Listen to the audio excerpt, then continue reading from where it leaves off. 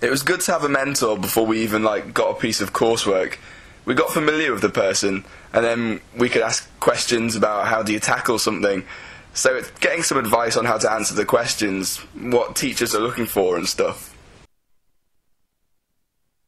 I felt quite, I suppose, protective of her, when she was coming up to her exams. I was sort of worried about her because I knew what she was going through, certainly the first year exams when you have no idea what to expect, and she was panicking a little bit, and so I could empathise with that and said, here's some tips that work for me. I thought that was quite helpful.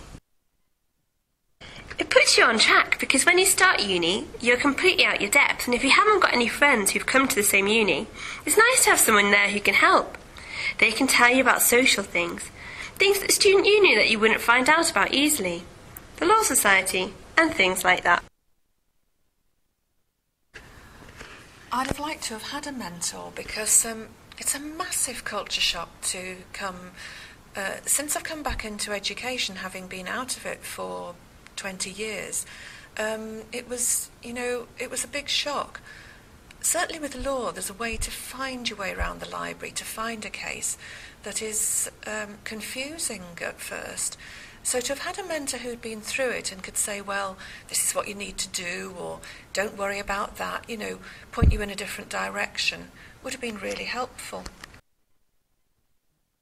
My mentor advised me on where to get the right information on articles and cases, but it's also the little things, like travelling and what to do if you're late for a lecture, checking that you've made friends and things.